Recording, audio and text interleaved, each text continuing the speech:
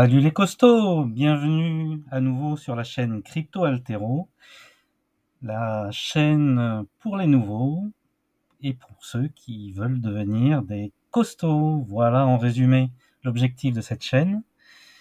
Ouais. Donc aujourd'hui nous allons parler de volume, de RSI et des divergences.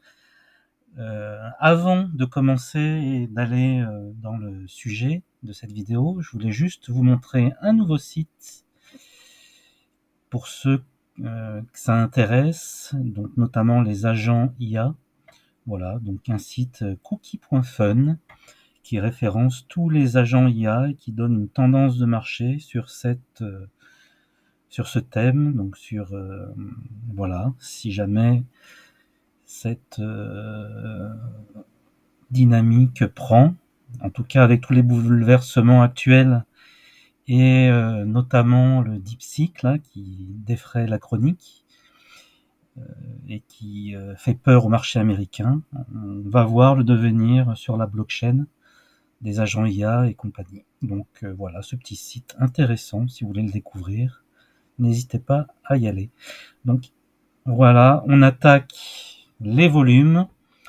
Donc on va aller sur la paire Ethereum USDT.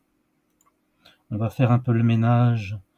On va désactiver notre indicateur qu'on a créé dans la première vidéo et dans les autres ensuite. Donc le volume, alors si jamais il n'apparaît pas dans votre interface, je vais vous montrer comment donc le rajouter. Donc on va taper indicateur, simplement on va mettre volume, tout simplement, hop, et le voilà. Donc le volume, c'est les barres verticales en bas du graphique. Voilà, donc pour plus affiner nos démarches, donc déjà on a fait le choix d'aller sur la paire Ethereum USDT sur Binance, qui représente le plus gros du marché des cryptos, donc c'est l'exchange numéro 1. Donc les volumes sont plus représentatifs sur cet exchange. Voilà, on va aussi affiner la time frame pour vous montrer. On va passer en 4 heures par exemple. Voilà, donc ça va nous donner plus de précision. Donc ce qu'il faut savoir sur les volumes, c'est que bien sûr la hauteur de la bougie va nous donner une indication sur la quantité, mais ce qui est plus important en fait en analyse des volumes, c'est la variation du volume dans le temps. Grosso modo, si vous avez une tendance donnée, si le volume diminue, ça invalide la tendance. Si le volume monte alors qu'il y a une tendance, ça valide la tendance actuelle. Donc par exemple, si vous avez une tendance baissière, si le volume monte alors que on continue de descendre, la tendance se confirme, donc tout va bien. Si jamais à un moment donné le volume descend, ça veut dire que ça peut invalider la descente et donc partir à la hausse. Donc je vais vous illustrer tout ça sur la paire Ethereum. Donc vous voyez par exemple, là on est la période du 25 janvier, il y a 2 jours, en 4 heures. On a une période, là, une phase descendante. Et ce que l'on voit, c'est que le volume augmente.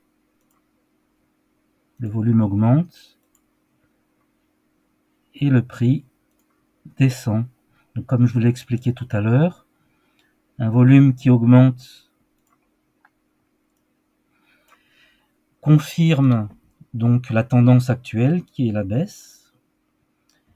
Et donc là, après, voilà, donc et inversement. Donc quand le volume diminue, vous voyez que là ici on a une phase de diminution légère de volume. On va se mettre en rouge. Hop, hop, hop, le volume diminue. On va la mettre en rouge. Donc grosso modo, on peut se dire que la tendance est peut-être sur la fin, vu que ça invalide un petit peu la tendance actuelle. Donc là on voit que le cours commence à s'aplanir. Donc ça se confirme. Bon, après, le volume repart à la hausse. Donc finalement, la tendance, là, c'est mitigé. C'est pas très révélateur. Voilà, le volume recommence à monter. Donc on était en forme de stabilisation du mouvement baissier. Le volume recommence à monter. Et la tendance baissière se confirme. Voilà. Là, le volume descend. Hop. Donc la tendance baissière actuelle est remise en cause. Et donc il y a un supposé retournement de tendance. Donc voilà, grosso modo, comment interpréter le volume. J'espère que j'ai été explicite. Voilà. On va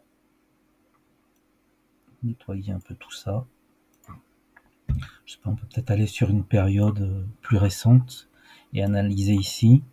Vous voyez, le volume monte pendant cette phase. Hop. Les dessins rectangles. Le volume monte pendant la phase baissière, donc ce qui valide la descente. Les volumes chutent à nouveau, donc ça invalide la descente et effectivement ça se retourne. Vous voyez que bon, c'est une analyse un peu rapide, mais voilà, ça marque un petit peu la méthodologie qu'il faut appliquer pour essayer de prédire le cours. On va aller maintenant directement sur le RSI. On va peut-être retourner sur la période d'un jour. Donc RSI, hop. Donc le RSI est une mesure est un indicateur de momentum, comme on le dit, pour mesurer la force d'un signal et donc la force des acheteurs ou des vendeurs. Donc si on dépasse un certain seuil, les 70%, qui est communément admis, on commence à dire que l'actif donc est suracheté, donc avec un possible retournement de tendance. Alors souvent, combiner seul, c'est pas suffisant. Donc ce qui est intéressant, c'est aussi de combiner des croisements de moyenne mobile ou d'autres indicateurs. En tout cas, le RSI sur une période de temps plus ou moins longue, est tout de même une valeur essentielle et très pertinente, je trouve. Vous voyez, sur une période d'une semaine, le RSI, là, il explose tous les plafonds. Il est au-delà des 80. Bon, là, on peut dire que vraiment, on est en surachat et donc maintenant, il va y avoir une phase plutôt de vente et effectivement, le marché diminue par la suite. Donc, cet indicateur est très pertinent sur des échelles de temps et des bougies à la semaine, voire au mois. Mais semaines, je trouve que c'est vraiment très très pertinent.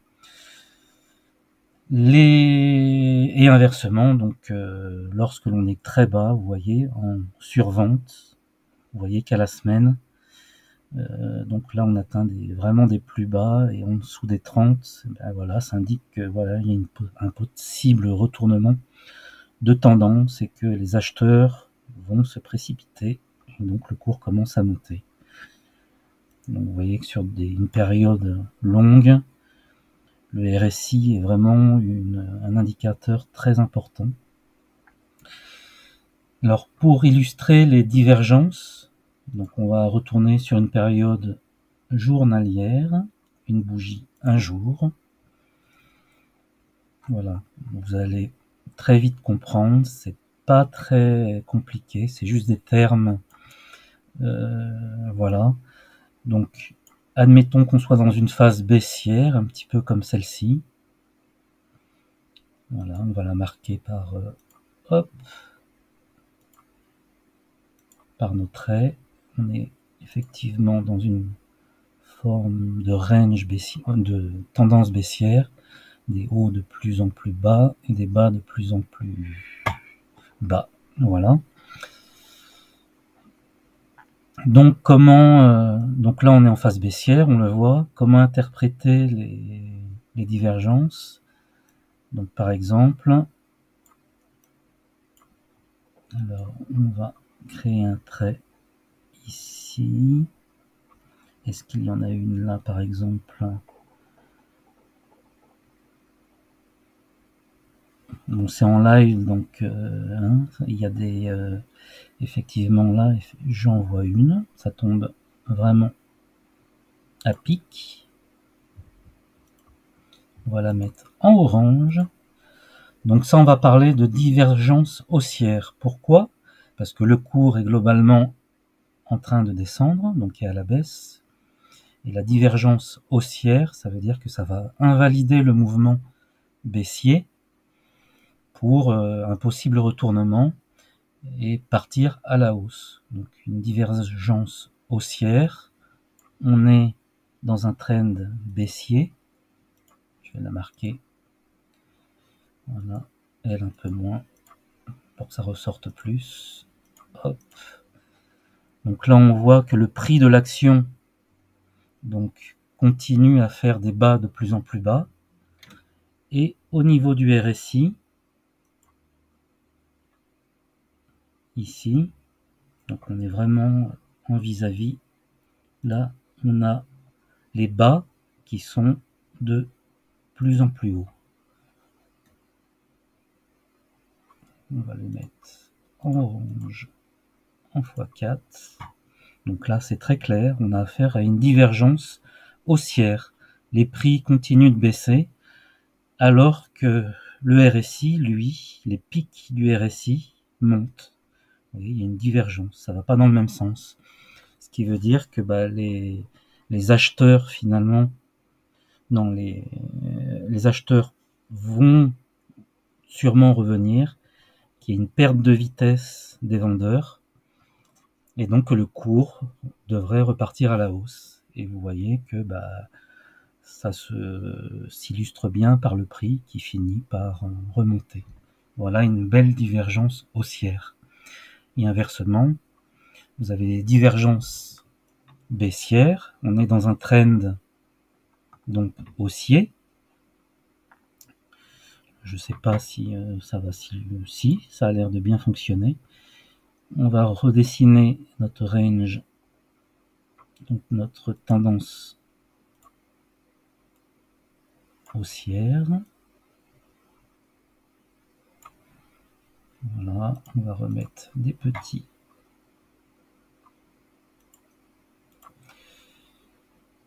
traits plus petits pour bien marquer la chose. Voilà, on est dans une tendance haussière, donc des hauts de plus en plus hauts et des bas de plus en plus hauts. Voilà, et donc on va essayer de d'illustrer le renversement de tendance donc par une divergence baissière. Pour le coup, donc là, on s'attarde sur les hauts. Donc on est en phase dans une tendance haussière. Donc les hauts de plus en plus haut. Hop. Hop. Lui, on va le mettre en 4, en taille 4. On va remettre du orange pour bien marquer la différence. Donc voilà, le prix continue de monter. Et là, qu'est-ce qu'on voit en bas? Que le RSI, pardon, est plutôt sur une phase de horizontale. Donc une divergence, c'est pas que elle n'est pas marquée systématiquement. Excusez-moi, je supprime tout ça. Pardon. Donc là, on voit la divergence est nette, mais une divergence, c'est vraiment une pente qui est différente. Donc soit flat par rapport au cours du marché. Donc ça, c'est aussi une divergence. Elle est moins marquée que la divergence précédente, mais elle est quand même là. Le cours monte franchement, alors que le RSI, voilà, il est flat. Donc c'est un possible retournement. Et effectivement, ça se confirme par la suite. Voilà, j'espère que vous avez aimé cette vidéo. Et la suite, logiquement demain. Donc je vous souhaite une bonne journée les costauds, et à la prochaine.